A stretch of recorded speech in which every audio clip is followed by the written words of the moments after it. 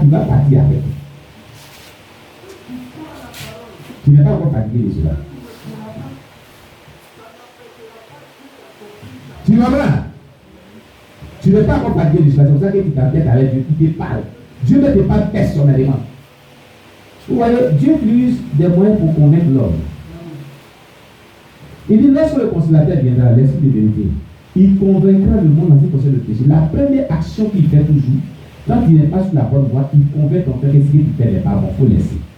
Qui cela va jamais arriver? Depuis que la volonté du Seigneur. Qui cela va jamais arriver? Qui cela va arriver une fois? Qui cela va arriver une fois? Deux fois, plusieurs fois. Il irait. Maintenant qu'il te convainc de laisser là, c'est lui qui est Dieu. C'est lui qui t'a donné la porte de laisser. Tu dois laisser. Quelle est cette personne que Dieu parle? Et après ça, nous-mêmes aussi, quand Dieu n'est pas là, on n'est pas là. Nous-mêmes, nous utilisons, puis on parle, on met dessus encore. Et tu dis, ça c'est une confirmation, même si la confirmation avait dit dans la parole de Dieu, on a prêché là. Et dans ça, malgré ça, tu refuses d'abandonner. Non, moi je n'ai jamais dit ce pareil. C'est que toi tu vas aller en faire. C'est que tu ne t'aimes pas toi-même. Tu ne t'aimes pas toi-même, tu te détruis toi-même. Mais la question qu'il me pose, tu fais quoi au milieu de nous?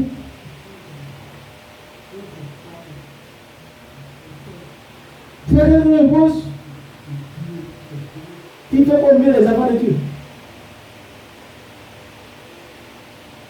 Tu te fatigues pour rien. On ne vient pas dans le Seigneur pour faire ce qu'on veut. Non et non. On vient dans le Seigneur pour faire ce que Dieu dit. Pour notre bien-être. Pour qu'on soit un témoignage. Pour que notre vie soit édifiante. Pour être sauvé et amener les gens au ciel. C'est ça l'objectif pour lequel on vient dans le Seigneur. Notre vie doit être un témoignage édifiant pour ceux qui ne sont pas encore convertis. Parce qu'il doit y avoir un changement radical dans nos vies. Qui peut les aider eux aussi à être fortifiés et venir dans le Seigneur. Amen. Donc la première action, comme je l'ai dit, j'ai dit ici que Dieu n'exaucera jamais nos péchés, mais au contraire, il nous convainc et nous discipline pour nous amener à la vraie repentance. Après t'avoir convaincu, il y a une autre partie qui vient. Il va te discipliner. C'est là, quand tu es perdu comme ça, ta vie sera faite de difficulté à difficulté, d'épreuve en épreuve. Tu es dans le Seigneur.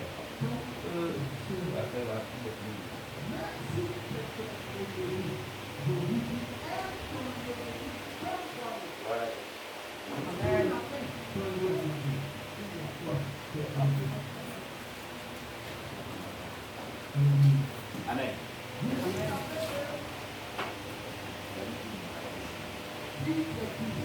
Oui. Regarde la posture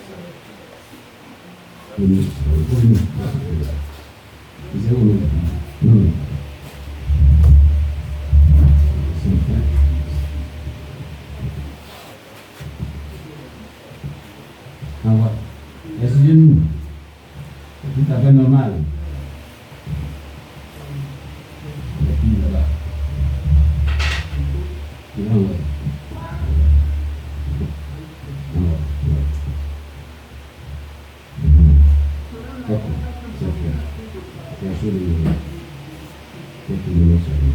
Amen.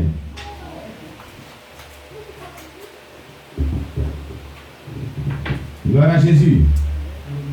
Donc, après que Dieu t'ait convaincu, ce qui suit que Dieu va faire, il va te discipliner.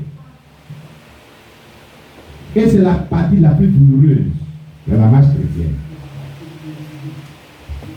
La discipline qu'il va envoyer, et cela fait de preuve en épreuve, de preuve en épreuve pour briser ta vie.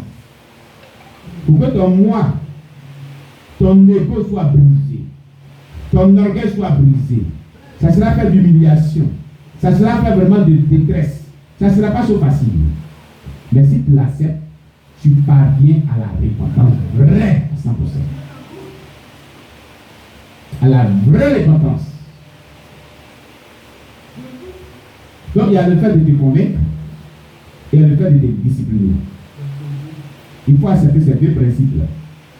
Et si tu n'acceptes pas le fait de discipliner qui est très douloureux, très humiliant, tu ne pourras jamais changer. Ta vie ne changera pas. Par cette partie de discipline-là, elle fait d'humiliation. Pour détruire en toi le caractère qui est dominant, c'est pas bon. Il va appeler quelqu'un, il va t'humilier. Quand tu vas parler, c'est toi. C'est ce que tu vas faire. Change ce que ta vie change. Il te sera fait ce que toi veux. Non, si tu ne fais pas ça, ça va t'arriver. Et il va te rappeler à quelle occasion tu fais ça aussi. Il va dire faut enlever cette caractère dans ta vie. Si tu parles de ça, il te sera fait ce que tu as reproché. C'est la loi et les prophètes. Ce n'est pas de la vie. Ce n'est pas le problème de Jésus. Non, si tu veux qu'on ne fait pas ça là, il ne faut pas faire ça sur eux. Il va y avoir des situations où tu vas te plaindre, tu vas dire non, c'est que tu te plains là. Voilà ce que tu vas faire, voilà ce que tu vas faire. C'est pour ça que ça t'arrive. Répare du tort, change ton caractère. C'est la discipline qui conduit toujours bien. Hein? Ça te fait mal. Mais c'est ce qu'il veut que tu dises. Pour parvenir à la vraie repentance à 100%. Donc il te convainc de pécher pour t'envoyer sur un long voyage. Pour que tu changes progressivement. Si tu as compris cela, tu vas changer. Ta vie sera pure. Si tu acceptes ces vérités-là, si tu acceptes de vivre ces vérités, ta vie sera libérée. La vraie délivrance vient lorsqu'on accepte la vérité de la parole de Dieu, qu'on la pratique. C'est pour ça que Jésus a dit, vous connaissez la vérité vous approchez là. C'est la parole de Dieu qui libère. Hein? Quand tu l'acceptes, tu la mets en pratique, c'est elle qui te libère. Dieu relâche sa puissance pour libérer ta vie. Dieu relâche sa puissance pour libérer ta vie. Dieu relâche sa puissance pour libérer ta vie. Toute fois que tu mets en pratique la parole de Dieu, Dieu relâche sa puissance dans ta vie pour libérer ta vie. Toute fois que tu désobéis, Satan relâche sa puissance démoniaque dans ta vie. Satan relâche sa puissance démoniaque dans ta vie. Quand tu désobéis à Dieu, il relâche sa puissance démoniaque dans ta vie. C'est la même chose, c'est pas Satan obéit sur Dieu. Celui qui obéit à la parole de Dieu relâche sa puissance dans la vie de la personne. Donc quand tu désobéis à Dieu, Satan relâche sa puissance démoniaque des démons dans ta vie. Parce que Satan obéit sur Dieu. De la même manière que le péché envoie les démons dans la vie là. C'est comme ça l'obéissance de la parole de Dieu relâche la gloire de Dieu, la puissance de Dieu dans ta vie. Donc Satan obéit sur Dieu. Retenez cela. Donc il est avantageux que tu obéisses à Dieu pour que chaque fois tu relances des grâces et l'onction et la bénédiction et le bonheur et la puissance protectrice de la vie. Alléluia! Et il y a des gens qui voient ma prédication en vision en son de sommeil. Non, hein? Ce n'est pas le lieu de dormir. Gloire à Jésus. Ne voyez pas la prédication en vision ni en songe. Amen. Donc, il te convainc d'abord et il te discipline. Il te discipline. C'est pourquoi il a dit, lorsque le consolateur viendra, l'esprit de vérité, il convaincra le monde en ce qui concerne le péché, la justice et le jugement. Donc il te convainc de péché, ce n'est pas fini. Il va te convaincre d'une vie de justice. Ça vous les discipliner. Si tu poses un acte injuste, tu dis non. Tu ne dois plus agir comme ça. Allez, tu dis que tu es ton enfant. Tu dois accomplir les actes de justice. Il est en train de discipliner. Voilà. Toi, tu dis que tu es maintenant chrétien, tu ne dois plus faire ça. Ce sont les enfants du diable qui commettent les actes d'injustice. Mais toi, tes actes, tes propos, tes pensées doivent être justes vis-à-vis de ma parole. Il est en train de discipliner. Donc, ça va faire que certaines attitudes que tu as, tu dois les adopter. Alléluia. Voilà. Donc, il convaincra le monde ainsi contre le péché, la justice et le jugement. Ça veut dire quoi? Il te convainc qu'à la fin de tes jours, tu seras jugé. Tu dois garder ça en mémoire. Donc, à cause de cela, versus tes pas que tu poses, versus tes propos que tu déclares, versus ta conduite que tu as, pour ne pas que ce jugement-là soit à ta défaveur. Pour ne pas que ce jugement soit en ta défaveur. Parce que si jamais ce jugement est à ta défaveur, c'est l'enfer. Tu iras en enfer. Et l'enfer, ce n'est pas mes affaires. C'est pour toujours et la destruction éternelle. Alléluia. J'ai dit Alléluia. Donc, comprenez cela. Gloire à Jésus-Christ.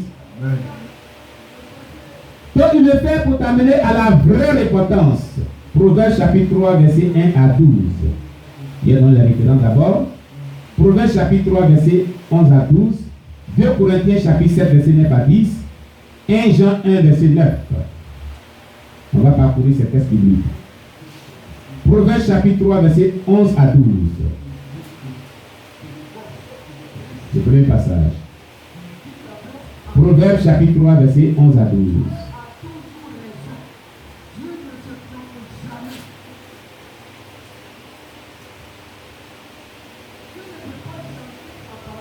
Proverbe chapitre 3. Attends, je vais vous montrer. Parce que Amen. Vas-y. Proverbe chapitre 3, les versets 11 à 12. Mon fils, ne méprise pas la correction de l'Éternel. Ne méprise pas la correction de l'Éternel. Ne te ferai point de ses châtiments. Ne te ferai point de ses châtiments. Car l'Éternel châtie celui qu'il aime. Car l'Éternel châtie celui qu'il aime. Comme un père. Comme un père. L'enfant qu'il chérit. L'enfant qu'il chérit. Amen. C'est pour vous dire que la discipline, là, c'est pour te châtier. C'est un déperdu. Après t'avoir convaincu dans le chemin sur la discipline, c'est un chemin de châtiment. Parce qu'il t'aime, il va te forger un caractère selon que lui veut. Donc il va te châtier avec des yeux